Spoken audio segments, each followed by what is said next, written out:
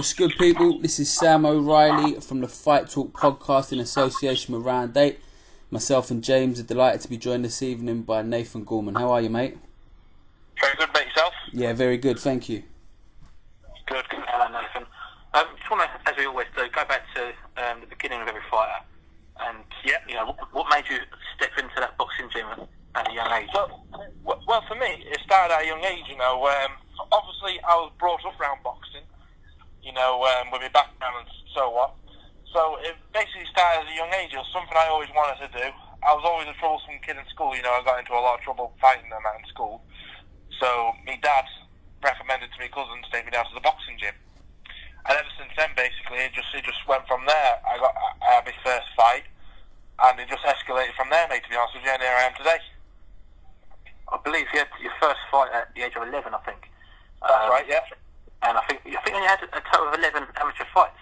Yeah, I had 11. I was very inexperienced as amateur. I had 11 amateur fights, but I done quite well in them 11 fights. You know, I got the Great Britain squad. I won the ABAs. I represented GB in a fair few Molly Nations tournaments. So where I was inexperienced and less numbered fights, I was experienced with the competitions I was in. Why was there so few fights? Was it difficult to match you, or what was the reason behind it? When I was 16 years of age, I was 95 kilos. So you don't get many 16-year-olds 95 kilo boxing in this country. So it was hell to match up, and you know there was never a weight category until I was 17 for the ABAs. So that was the reason why. Did that hinder you at all in regards to progression? Oh yeah, definitely. You know, I had a fair few setbacks in the amateur days. You know, I remember training once 6 weeks because I thought there was a weight category for the ABAs, and then I got held back for that because we found out there was no weight category. And I had a fair few. My amateur career was up and down, up and down. Like I say, it was a successful amateur career still. Like I say, according to the GB setup after, I think it was after 9 fights. That's right, after 9 fights on the GB squad, yeah. That's it. And then after 11, you decided to turn professional after 11 amateur fights. Yeah. What was the main factor behind turning over after just 11 fights? The main reason with that is, before like when I was on the GB squad, I was already going down to Ricky Hatton's gym once a week doing pad work with him. So I already had the feel for the pro game, you know, the little taste. And ever since I met Ricky and, you know, got introduced to the pro game, I really forgot about the GB squad and the Olympics and so forth. Don't get me wrong, it'd have been an honour to represent my country in the Olympics, but I really forgot about it, and I just wanted to work with Ricky Hatton. I'm assuming if you'd said to any boxer on the GB squad, would you like to work with Ricky Hatton, I'd imagine they'd grab it with both hands, because at the end of the day, Ricky's a living legend in the sport, so a chance to work with him is an honour, really. Some people as well are more suited to the pro game, you know what I mean? So, sometimes, it can be quite different. The amateur game and the pro game, there's quite a few differences, and I think, like you say, once you're training with someone like Hatton, you know what I mean, you can see the pro game is for you, can't you? Oh, definitely. No, myself personally, I don't think I've got an amateur style. You know, I'm more of a short person, no hooks, knuckle cuts and stuff. Amateurs very on your toes, 3-minute rounds. I prefer 6 rounds plus. I do. So yeah, it's definitely a big transaction from amateur to professional. It's a big difference. Yeah, you know when you first sat down with Rick, or you did it like you say, you did some pads with him for a couple of weeks, and you know you work out this is the path. At that stage, do you have a set, a clear goal that you want to achieve? You know what I mean? It's hard when you just sort of link up with a guy, I guess. Yeah, exactly. Yeah, everyone's dream is to become a world champion, and that's me and Rick's. My dream, and obviously is Rick's dream to get me there, because he puts so much into every one of his, not just me, every one of his fighters, and he really wants the best for us. So yeah, I do have a dream, mate. Yeah. Like I say, Ricky Hatton, he's a legend of sport, never mind just boxing. Oh yeah, without a doubt. I mean, how beneficial is he to work alongside him, and what's it like learning your trade with him day in, day out? Well, generally, I say this in every interview, you learn something new with Rick in the gym every day. There's just a little thing, even if you sit down and talk to him for 20 minutes, 30 minutes, he'll tell you stuff and you think, that's new.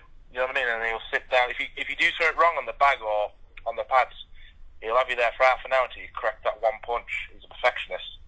Been there, At the end of the day, been there, done it. If it worked for him, it's going to work for me. He's been there, got the T-shirt 47 occasions or 48 occasions. You know what I mean? So he definitely knows what he's talking about.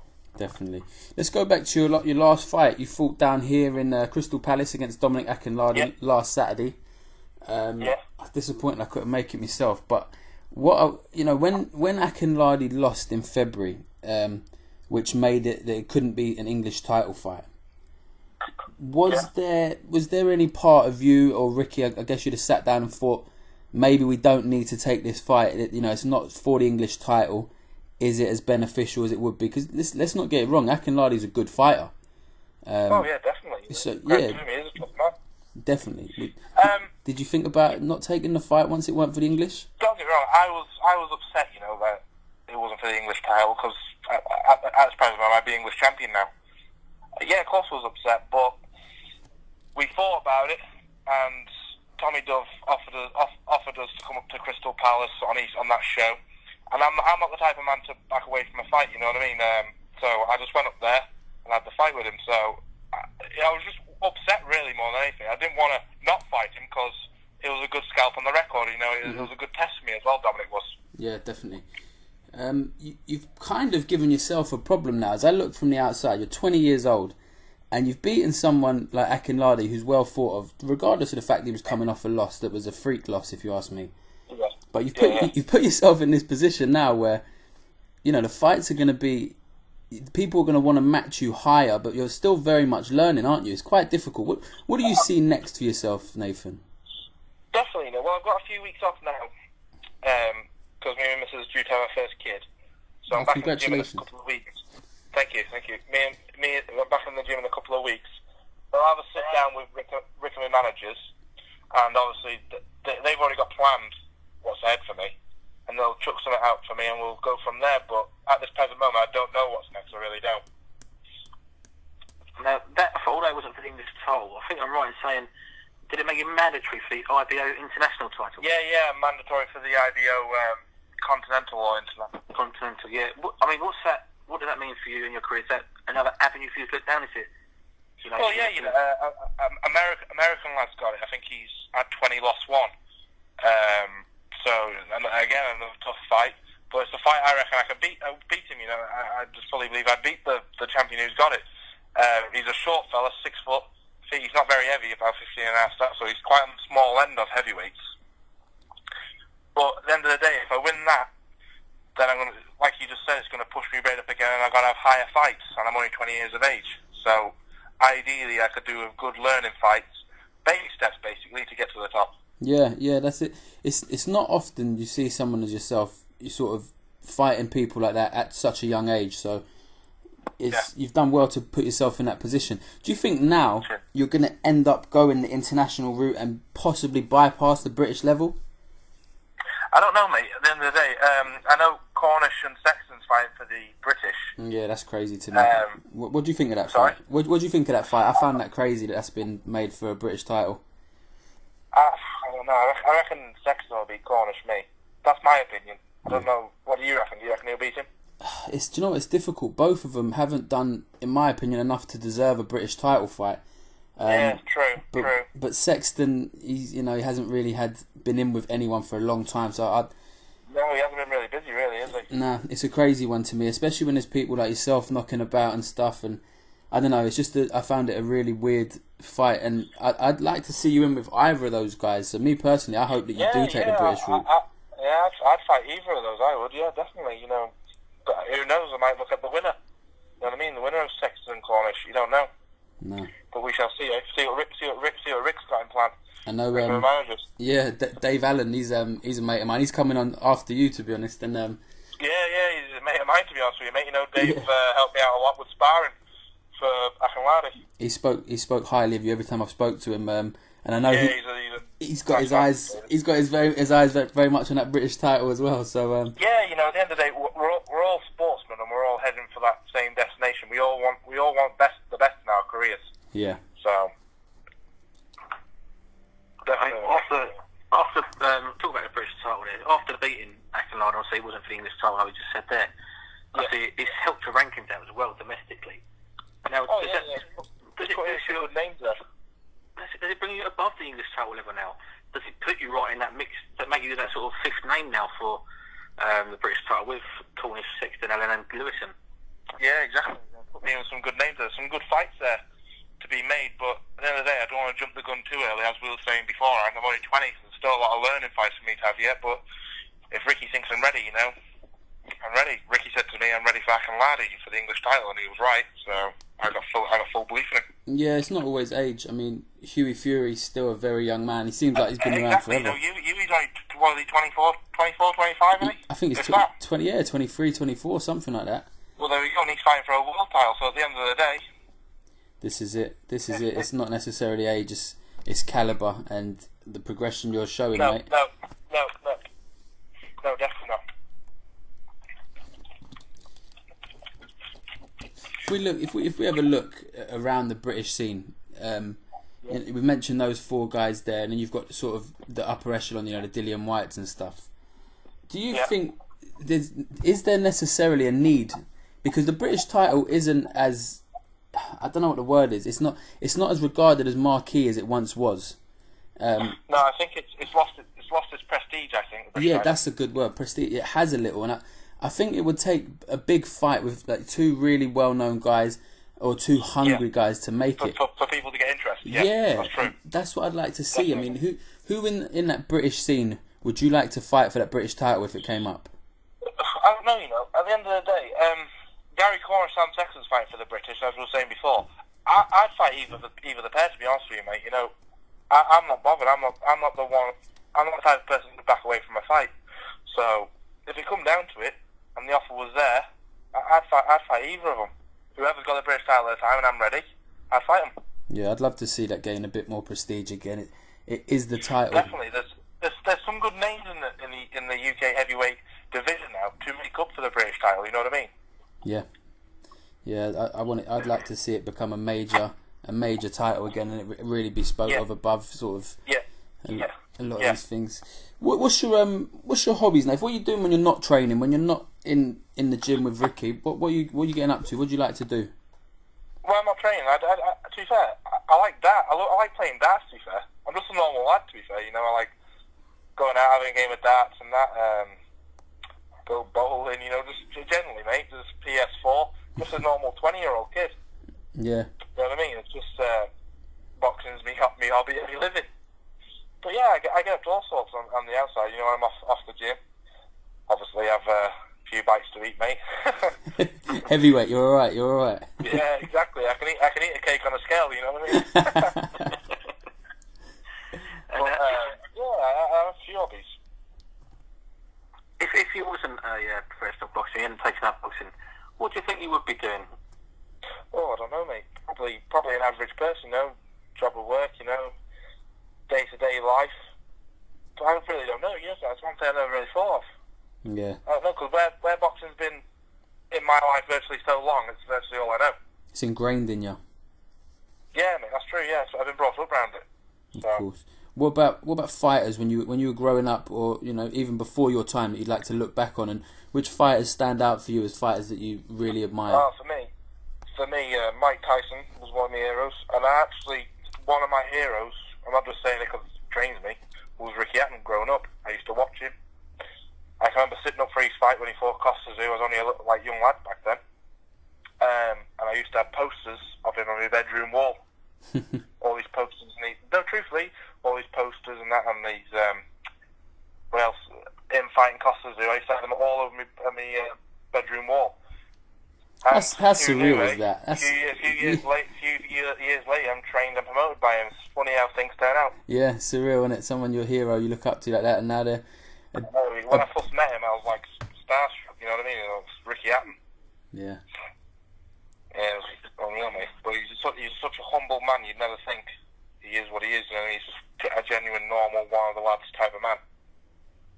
That's it. I mean, you touched on my next question briefly earlier, Nathan. Now, you come from a fighting family, a fighting background. Yeah. Now, I think it also has benefited you as well, having a name Gorman. It's giving you that recognition, really due to your great uncle mainly, Bartley. Now, does that bring added pressure to you to do well in your fights? Are you almost expected to win your fights by the British public and fans? Yes and no, really. Virtually, if you're a boxing fan, virtually 9% out of 10 you'll know who Bartley Gorman is. And it just adds that bit of pressure. Oh, it's Bartley Gorman's nephew. We'll watch him, see what he's like. But I take all that energy and put it into a positive energy. You know, all that. Like when I went to London, it was the first time I boxed out of my home city and things. I boxed on other shows, but that main event, and there was a lot of Dominic's fans who was booing me and that, so I took all that bad negative energy and made it into something positive. That's what I do. So really, no, there's no added pressure, really, mate. You know what I mean? I box for myself. Definitely. I mean, do you think it makes it easier to promote yourself when you are at the start of your career, when you turn over? Say, for example, you know, compared to, let's say, for example, Dave Allen. Now, let's be honest, no one really knew Dave Allen until he started now from Twitter to Dillian White. Yeah, exactly. Do you think, with yourself, because of the name Gorman, it's giving you that almost a boost in your promotional side of things? Yeah, it definitely has helped a bit, mate, but you need that self-promotional way about you, you know what I mean? No one's going to be interested if you just, you know, stone-faced, don't say hardly nothing. You need that bit of promotional side, and, you know, as you said before, Dave's got a lot of it. You know, he's a funny man on Twitter, isn't he, Dave? He is. I mean, you know, I think he's just recently hit sort of 20,000 followers on Twitter. Exactly. Whereas before the Dillian White fight, he had about 700. So it just goes to show what you can do. That's a good promotional profile, isn't it? You know what I mean? That's all off his own back, so fair play to him. That's it. You get one career at the end of the day, and like you said earlier, you fight for yourself. You have to promote yourself. You've got to do whatever you can to put yourself in the positions, haven't you? 100%. A couple of questions came in. Obviously, when we announced you're coming on the pod, a couple of people sent questions in. Yeah. No worries. Martin from New Age Boxing wanted me to ask you: were you surprised at the Akinlade that showed up? Possibly his lack of intensity, and had you trained for a different version of him? You know, I trained. It's probably the hardest I ever trained was for Akinlade. You know, I got up in the morning, done the runs perfect, done everything right by the book, and I thought, and I imagine he did. You know, I'm not saying he didn't train hard, but I thought where he took that loss, he'd have been in the gym killing himself, which I knew I probably did, and I was expecting him to come out all guns blazing. Whether that was his style, you know, to tire me out in the later rounds or something, I don't know, but I wasn't expecting him to come out. So how can I put it? So not negative, but not the way he usually fights. Not the way he usually fights. For me, it looked like he changed his style completely. All that I can think, mate, I think he knew that I haven't been past 5 rounds beforehand. I think if he got me past the 8th round or 7th round, in his mind, he must have thought I was going to blow up and be tired or something. I don't know, but you don't know me. You don't know. Yeah, maybe he overthought it, or I don't know. But yeah, I think his tactics didn't work, and you nullified everything he brought. So yeah, it's a gamble, isn't it? Doing that. Yeah. Gamble. I think it does work sometimes. When you look at Carola Barroso, he almost waited the first sort of 6 rounds till he tired. So it can work, but I think it's a dangerous game plan. It is, mate, definitely. At the end of the day, I was as strong as in the 10th as I was in the first, I felt. Definitely. So, I mean, I've got last question from me today, Nathan, is, as you see, a heavyweight yourself, last night on the Frank Warren show, Daniel Dubois made his debut. Obviously, we didn't really see an awful lot of him. I think it's 29 seconds before he dropped his man. It's a late replacement. At the end of the day, no disrespect to his opponent, but it was nothing for Daniel, was it? No, I mean, he's not like nothing. You can't really question Daniel on that performance because there wasn't really one from him, was there? At the end of the day, you can only beat what's put in front of you. Exactly it. I mean, his original opponent was David Hell. David Hell. It's a good fight for a debut. And, you know, was on selection for Worlds and Europeans and stuff. I mean, so me and Daniel know each other. Yeah, he's a very good prospect. He would have learnt more from most of his spars than. But the good thing is, listen, he would have got out under the lights, the pressure. He did the weigh-ins, the pro build up, the pro everything. So, yeah, let's not judge him by last night. You're right. Exactly, mate. Exactly. Well, listen, It's been a pleasure having you on, mate. We thank you very much for your time. No problem at all. And we wish you the very best in your progress, and we look forward to seeing you back in there, mate. Thanks, boys. Thank you. Bye-bye, mate. Bye-bye. Couple of substitutions, Nathan Gorman and James Lupton out, and Adam Noble Forsey, my FightTalk.net brother, and David the White Rhino Allen have jumped on. What's happening, boys? Yeah, all good. Adam, you got to let the guests talk first. What's up, y'all? Yeah, I know. Rule that. Proper rude. If I could be bothered, we'd do it again, but we'll let you off because you're in Spain. Yeah, alright, mate. Cheers. How are we doing? What did you think of... do you know what, Dave? Your commentary last week, mate, it was good. You got another career there if you ever give up boxing. Yeah, I thought I was quite good myself, to be honest, yeah. Did you watch it back and think, you know what, I am fucking good? I didn't watch it back because I was so confident in the job that I was doing. I could hear myself.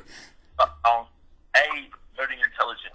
B, everything's factually true. And C, I was saying it in my dulcet Yorkshire tones, but it went really well. Beautiful. Just had Nathan Gorman on. He wanted me to tell you you're a prick, by the way. He obviously said you're a good mate of his. What did you think of the performance and Akinladi and the whole fight and everything last week? I thought it was really good. I thought Nathan did what he needed to do. You know, Nathan's still a boy, really, in a physical sense. Only 20 years old, and he's just a natural fighter. Like Tyson Fury, he's just a natural. Not a natural fighter, a natural boxer. Everything's just so easy to him. And when he gets his natural man strength and man power, which is what I mean, I don't mean in a condescending manner, I just think he's going to be one of the best heavyweights in the world. Did exactly what he needed to do. Dominic Akinladi is not a mug, and he beat him very comfortably. You know, it weren't exciting, but he did what he needed to do. I'm a big Nathan Gorman fan. Yeah. What do you think, Ad? Did you watch it, mate? Yeah, I did. I watched it on the Facebook stream. Well, I wanted to ask Dave a couple of things. What was like the atmosphere like down there? I was hearing they're sort of trying to do things a bit different, box promotions compared to like Goodwin's or Nicky Elliott and things like that. What was the kind of vibe of the event? Yeah, it weren't great, to be honest. It weren't a great show. Not really. Okay. I probably shouldn't say that, but it weren't a fantastic show. You know, it was. But the thing is, I've been to so many boxing shows now, you know, and I've watched so much boxing. It was just another small old show. The main event. The main event had a good feel to it. But maybe that's because I have a little bit of an emotional interest with Nathan being my friend. You know, with Dominic won. You know, he was a possible opponent. So I had a bit of an invested interest, but. You know, as far as the show goes, it was just a standard small show, journeyman against prospects all the way through. You know, it was just another show. You know, Tommy Duffy's a nice fella. You know, but you know, it wasn't nothing out of the ordinary. I don't know if that sounds horrible or not. It was what it was. It is what it is, and how did that come up? Did he reach out to you on Twitter or Facebook and said, "Look, I'm looking for someone to commentate on it, and I've picked you out of the hat"? How did that come about? One of Ricky's, someone who works for Ricky messaged me and said, look, we'd like you to commentate on the boxing. And I said, look, that's right up my street, to be honest. So yeah, I'll do it. So I went straight to sort everything out, London, the hotel, and just talked about boxing. I really enjoyed it. So yeah, you know, if Tommy Duff wants to use me again, I thought it was a fantastic show. You're gonna raise your price now though, because you're a bit more famous now, aren't you? You can add commentator to your CV. Got a couple of hot dogs and burger out of it, like, so it's alright. Jobs are good enough. Do you know what? It's obviously I couldn't get down to it. I was away as well. It's another question that I've heard people talk about the Facebook thing. You know, the whole card was streamed on Facebook.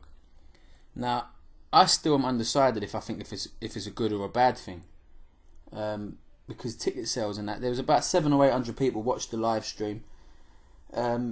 I guess some people were too far geographically to go to the event, but if some of those people could have gone to the event, you know what I mean, it would have took it away from them because they could just watch it on Facebook for free. So I don't know, I'm still undecided whether it's good or not for small hall boxing to be shown.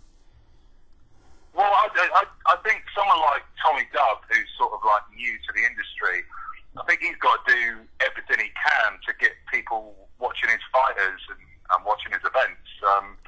Whether they're not, you know, whether they're good or not, he's got to really, you know, that's something Box Nation haven't really done in the first few years of existence. You know, I think it is important.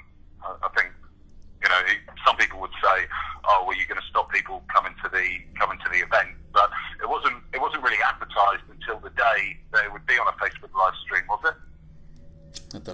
I don't know, but I know they did it for the last event when in February in your call I was there, and they streamed that live as well. And I don't know, I can't decide. I've seen a couple of people say, look, if you're taking 50 or 60 possible tickets away from the event or from fighters or whatever, then it's a bad thing. But on the other hand, if you're given a little bit more advertising and a little bit more, you know what I mean, people can see it that they may not have seen. I don't know, it's hard. What do you reckon, Dave?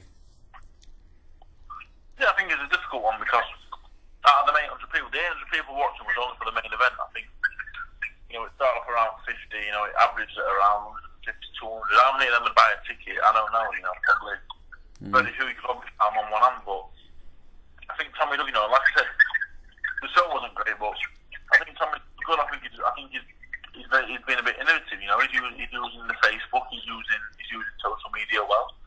So I think Tommy, hopefully he's got some money to fight. So I think he has some success out of it, but it's difficult without TV because, you know, he's not. Where's he going to break onto TV? I don't know, but I think it's good that he's been a bit innovative, using the Facebook stream and stuff. I think that was a good idea. I think it's good. Yeah, he's trying, isn't he? You've got to try something to be different, I guess. So time will tell if he's successful and can make a big go of it. Let's talk about last night's fights. What everyone's seen. Let's start with Daniel Dubois and his opponent. Oh my God! So let me say something. I was in my dad's pub with a load of sort of like so-called casual boxing fans. What a way to make people turn off the TV. You've got Daniel Dubois, who looks amazing. I'm sure he's going to be a great fighter. But who was fatty? He was fighting. He wasn't even just a little bit fat. For BT to open the event with Fat Boy against Daniel Dubois, it was pathetic. And like, what was Nicola Adams on afterwards? No one would have seen Nicola Adams or any of the other fighters because people were just like, this is a joke. It looked really poor. And considering I thought Williams and Smith was turning into a really good fight, but Box Nation and BT have got a long way to go, in my opinion. That's pathetic. Well, fucking tell us how you really feel, Ad. Fucking hell. Yeah, wow. Dave, come on, what do you think? Do you disagree? This is it. A debut fight, isn't it, Dave? Do you give him the benefit of the doubt? The opponent, but Sky would not have shown that. I know for a part Sky would not have shown that. I understand what you're saying for a debut, you know. He's a 19-year-old kid, people use him to stick, but that's his debut. You expect something to fight, but if Marcus Kelly, you know, looks at least a little bit in shape, I mean, that's absolutely fine. I love the fact that Martin Kelly had a positive record. Yeah, do you know what I mean? I want to know who he beat. Fucking crazy. I mean, God, the problem with that whole card, and I received a few messages straight after it. One of them, who was adamant and vocal, but I don't know if you don't know Rob Tebbert, who works for Behind the Gloves sometimes. He had to have a rant and a coffee because he was getting so angry at how biased the commentary and stuff was. Now, someone like Andy Lee come out the other day and he quoted Sky off, didn't he? He said Sky was so biased and this and that. But that fucking... They both are, though. They are, but do you know what? There's fucking limits to it, man. I'm sitting there watching that fight, and the Terry Flanagan fight, I'm talking about the main event, right? And if you would believe the Box Nation commentators, Mikey Garcia and Jorge Linares won't fight Flanagan because they're scared of him. And some of the things they feed you, it's quite embarrassing. Do you know what I mean? Well, Mikey Garcia has openly said he wants to fight Flanagan, so... He told me that last year. I know he wants to fight him, and I'm going to talk to him again this week. I know he wants to fight him, but it just, where do you draw the line in being a home platform for your fighters, and then just taking the piss?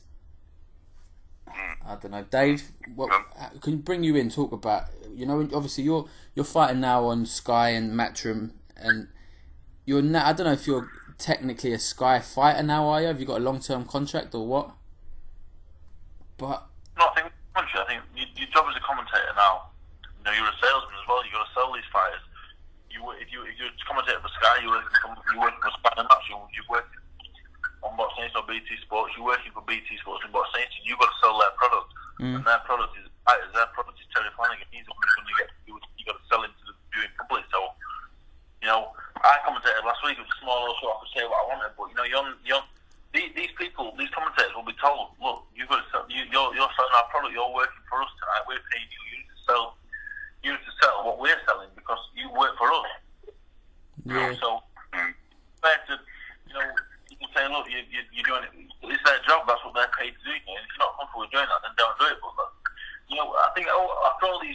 that. People who moan about the comments. And, people should know that's the score, that's how it is. If you don't like the comments, you put it on mute, you know what I mean? Yeah. That's exactly right. That's how it is. It's a fair point. It is a fair well, they all point. do it. They all do it, don't they? HBO do it, Showtime do it, people all over the world do it. I've watched some of the Joseph Parker fights with New Zealand commentary on it. They all do it, don't they?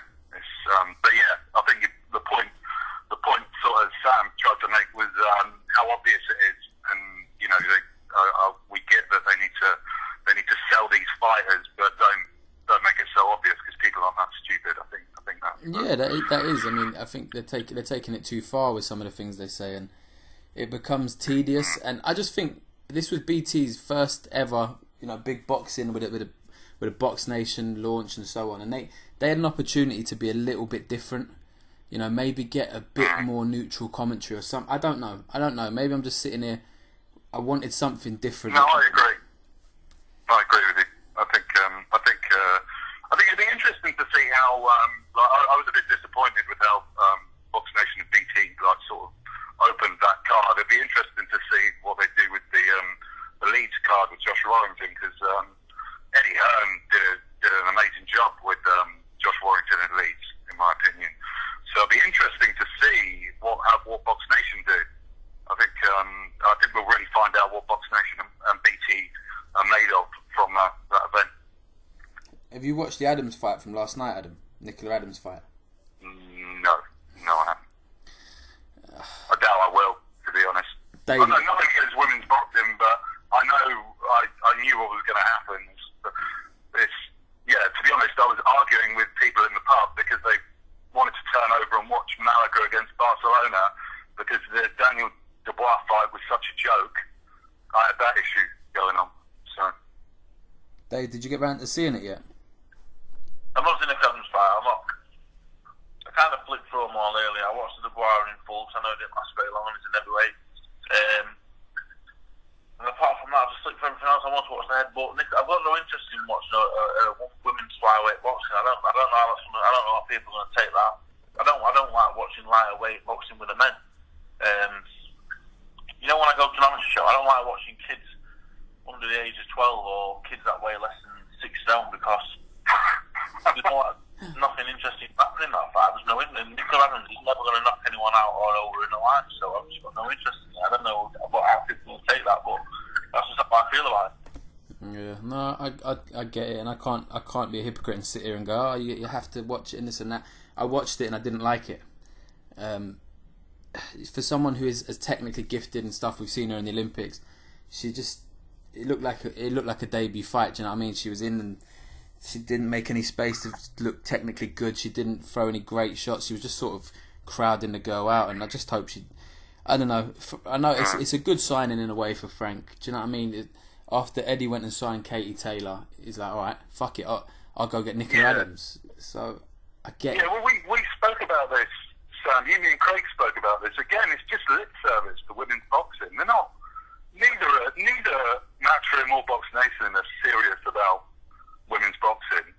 You don't sign just one female fighter and say you're doing loads for women's boxing. It's bollocks.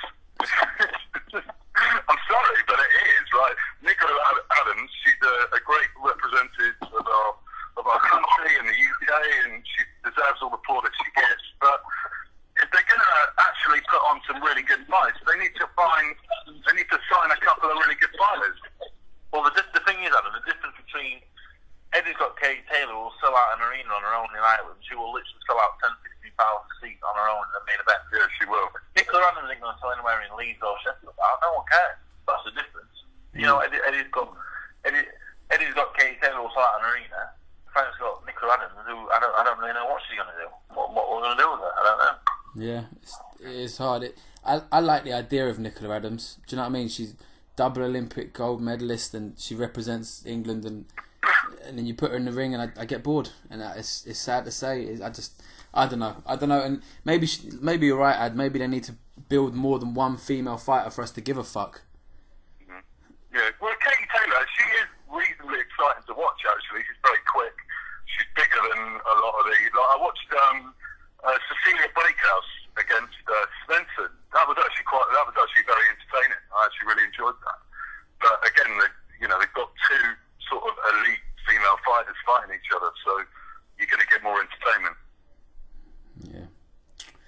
Let's move on to. Do you know what? Actually, while we're there, Smith Williams.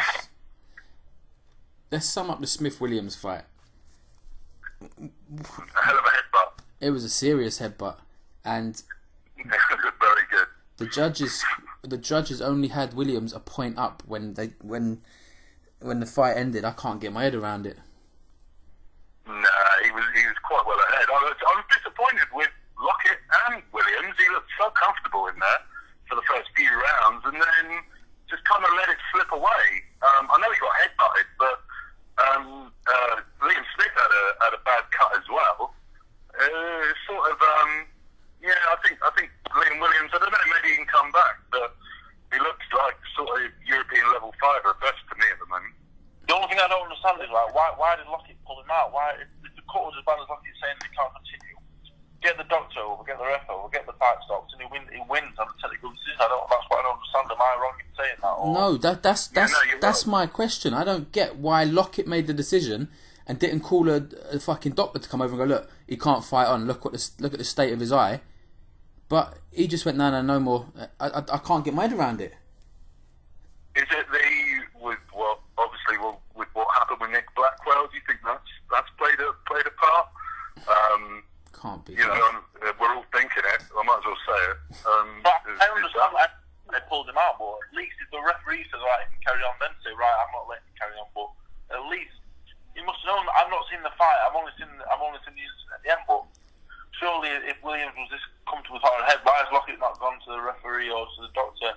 And if they deem him all right to carry on, and Lockett saying you're not, and Williams is not comfortable carrying on, then pull him out. And that's the bit I don't understand.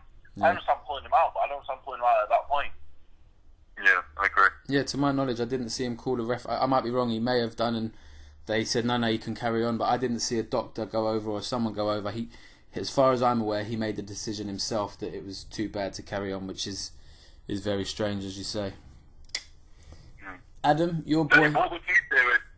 Oh, sorry, go on, mate. No, go on. Yeah, ask Dave. I was going to move on to your boy Lomachenko. I know you can... Sorry, I was just going to say, from a fighter's standpoint, what would you do if you were Liam Williams in that fight? Would you be looking at a new trainer or what? What would you first and foremost, I've never been in that situation, so it's pretty unfair to say. It's all right for me to sit here now on my settee and go, right, I feel like me personally, I would have carried on in the fight, knowing I would win it.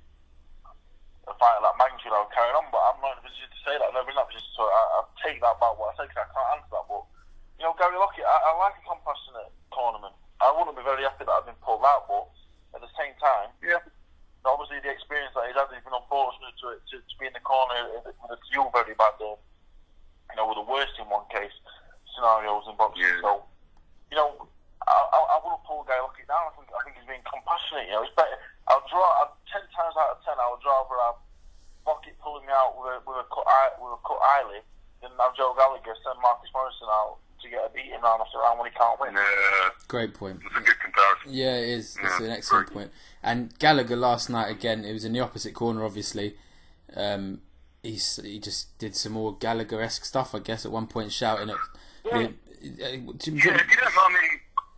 don't mind me butting in here, Joe Gallagher, he's considered by a lot of the boxing writers one of the best British trainers, and Ring Magazine said he was Trainer of the Year. I bet his fighters just do not move their head. I'm really worried about Callum Smith in his next fight. They just don't move their head. They're just non-existent. I can see why Scott Quigg's moved. I really don't rate him as a trainer. I really don't. Well, he told Liam Smith at one point, they don't want you to win. Those were his words. I don't know who the fuck he was referring to, and I don't know what he was saying, but I don't know, he just doesn't strike me as a guy that really... He's very us against them mentality, isn't he? And he comes out with some drivel at times, but I think he's got his own fighter's agenda above anyone else, so who can really judge him, I guess? The bigger issue is, there's a big problem within British boxing. Dave was talking about Nathan Gorman at the beginning there. He's someone who is very, very good mover, and the Furies and Billy Joe Saunders move their head a lot. I think it's a big problem in British boxing. If one of our best trainers is never teaching any of his fighters to move his head. I see it in my local town of Southampton. It's just non-existent. They don't even look at head movement. Really bad. Well, you know who does move his head? Lomachenko. You can, you can go on about that boy for hours, Ad, can't you? I've seen how many messages you sent earlier just praising him. Did you see the Matador thing he did? I did. That was Did you see that? that was quite cool. I'll give him That that. was amazing. And yeah, I like Lomachenko. He's reasonably sporting as well. I think Sosa nearly fell out of the ring, and he sort of stopped him from falling out, which was good to see. But yeah, in short, he's the best fighter in the world at the moment. Dave, Lomachenko, what's your thoughts? Yeah, Lomachenko's brilliant, isn't he? You know, he's just brilliant. He's just a super athlete, though, isn't he? He just seems to do it. His hands are so fast. He's so experienced and everything. You know, there's nothing really I can say that Lomachenko was that good. You know, you don't have to say anything. You don't have to be a boxing fan to appreciate how good he is. He hits him 1,000 times and doesn't get hit back once in return. And this is at world level, so. You know, he's just a brilliant fighter, and I can't really say anything more than that. Yeah, I think he has to go up to lightweight to get the really big marquee fights, because I think super featherweight he's a long way above everyone at his own weight. The guy fought for a world title in his second fight and won it in his third. I know he's had about fucking 300 amateur fights, but it's insane, isn't it? He's different. Yeah, I thought he actually beat Salido myself. My opinion, but they're talking about him fighting Terry Flanagan for the WBO lightweight title. Obviously, Lomachenko is very well liked by the WBO. That's a fight that can happen.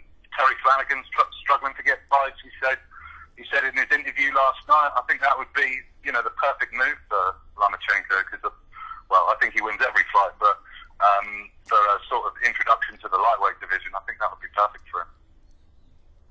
Yeah, I'd like to see him against Mikey Garcia, but then again, I want to see Garcia against Linares. So I just think the lightweight division is where the money is for Lomachenko at the minute, and that's where he has to go to cement how good a lot of people believe he is. Time will tell. Anything else, Ad? Do you want to add? Yeah, Usyk looked pretty good last night. Again, big fan of him. I think he's got a big future. I'm looking forward to him maybe getting involved in the heavyweight division in a year or two. I think he could. I think he's going to do big things. I'm a huge fan. Mr. Dave Allen, anything else you want to add, mate? Yeah, I like Usyk as well. I think Usyk, he beat Joe Joyce 5 rounds, still over 5 rounds. So, and I know how much doing that will take. So we know how good he is. I watched a tiny little bit of it. It looked like Michael Hunter's a really good fighter as well. Yeah, he is. He's no slouch. Yeah. So Michael Hunter, that was no easy job. I think that might have been Usyk's hardest fight as a pro. I think Hunter was a good fighter as well. I'm not really got anything else to add. I've got tickets for 27th of May, Bramall Lane. Anyone wants any, get at me. Thank you. That's it. Get her the White Rhino, and hopefully we'll start. I know the daily diary started pissing you off a bit. We're going to get a weekly diary out of you anymore. It's just when I do things interesting, when I see interesting people, I see Junior and Etches and Tyan Move, and I thought, this would be good. I like that one. I did like that. People don't want to see me talking shit into my phone for 5 minutes every day, so I just thought, on my travels and that, I want to see Darren Tetley next week. He just signed with Frank Warren. I'll get him on the diary and hopefully do things that people actually want to see. So Dave, what's going on with Ian Lewison? What's going on with that fight? Well, I'm fighting in Liverpool a week on Saturday. No opponent yet. It's not going to be anything spectacular because I'm going to be in what looks like a 12-round fight at Bramall Lane, and it's only 5 weeks after that. So a steady 6-rounder in Liverpool, and we've got a 12-round fight, a big fight at Bramall Lane. I'm very excited about it. I'm sure people will hear about it very soon. I wonder if there's any hotels spare. I might come up to Sheffield, but I might have to sleep on your couch, Dave. There's never any hotels in Sheffield. My settee is your settee. Oh, look at that! I'm going to hold you to that. I'm going to be chasing you down after the fight, Dave, mate. Come on, I need somewhere to stay, mate. I think it'd be a good one. It'd be good. Sam, you'll have to be Little Spoon on Dave's sofa, by the way. Where's Monty? Imagine that. I don't think Monty will want to share, Dave. Well, that's it, people. Listen, get Dave. He's got tickets now for the big card, Bramall Lane. and it should be a great card. I hope you get the big fight on it, mate, and we'll speak in a couple of weeks. That's what we'll do. This has been the Fight Talk podcast.